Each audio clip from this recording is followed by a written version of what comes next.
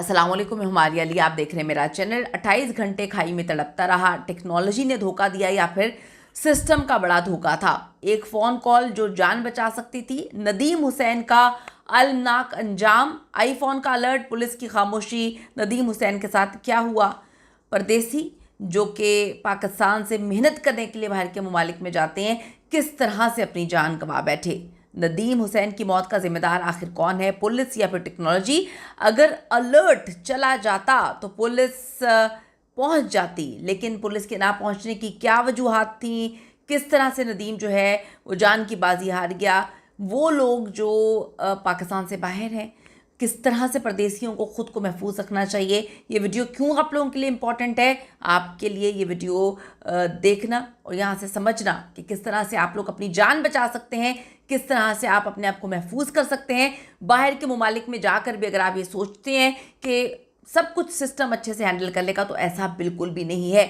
Video को आखिर तक ज़रूर देखिएगा, चैनल को सब्सक्राइब करें, इसकी हमें ज़रूरत है। आज हम एक ऐसे वाक़े पर बात करें जिसने ना सिर्फ एक ख़ानदान को उजाड़ दिया, बल्कि जदीद तरीन टेक्नोलॉजी और एमरजेंसी के निज़ाम पर भी, कारकर्दगी पर भी सवालिया निशान खड़े कर दिए हैं। ये कहानी 37 साला बरतानवी पाकिस्तानी नदीम हुसैन की है, जिनकी ज़िंदगी एक ऐसी गफलत का निशाना बन गई जिसके बारे में कोई तसव्वुर भी नहीं कर सकता था।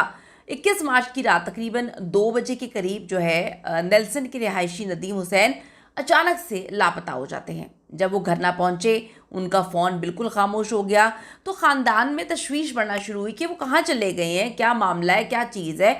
लोग डरना शुरू हो गए।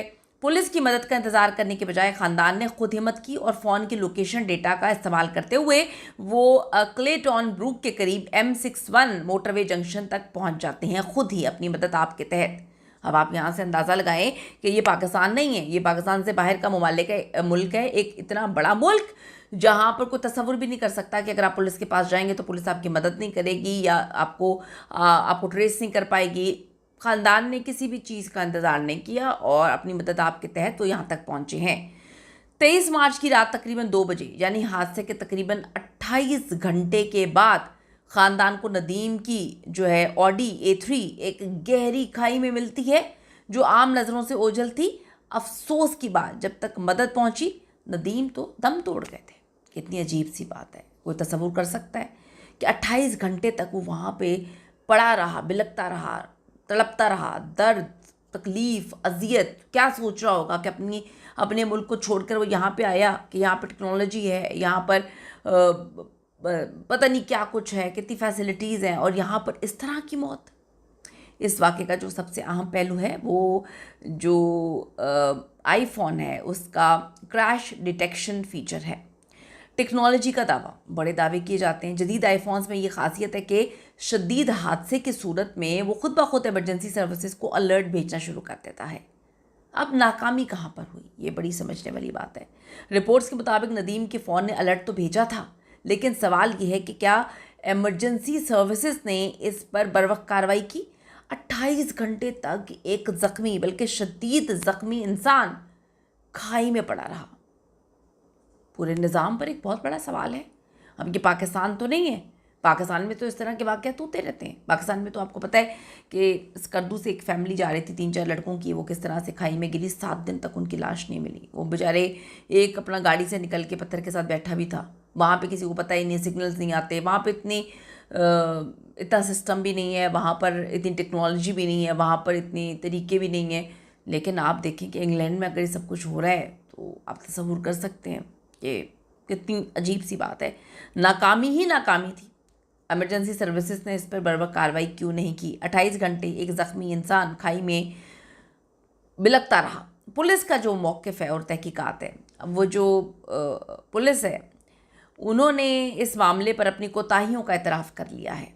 शफाफियत को बरकरार रखने के लिए उन्होंने ये केस खुद जो independent office for police conduct है उसको रेफ़र कर दिया, ताकि ये मालूम हो सके कि गलती कहाँ पर किससे हुई है। बुनियादी सवालात जिनका जवाब बड़ा ज़रूरी है। सिस्टम की नाकामी, क्या एमरजेंसी रिस्पॉन्स सिस्टम जो है वो आईफोन के भेजे गए SOS अलर्ट को समझे या इस पर अमल करने में नाकाम रहा?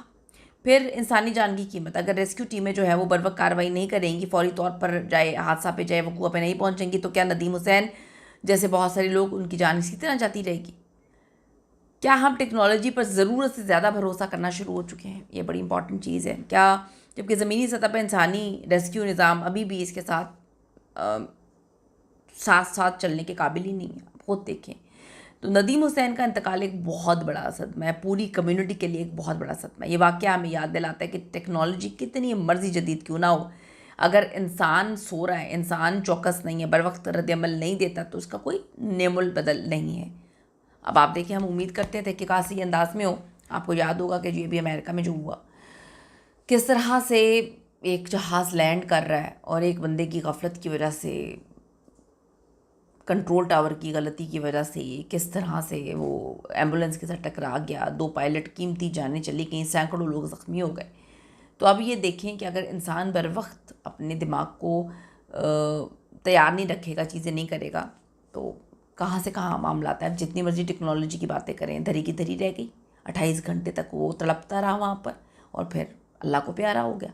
तो जो लोग वहाँ पर मौजूद हैं, मैं सिर्फ ये बात बोलूँगी कि सब चीज़ें अल्लाह के हाथ में हैं, लेकिन टेक्नोलॉजी पे इतना इन्हिसार मत करें। इस पर अपनी कीमती राय ज़रूर दीजिएगा। See you in the next video.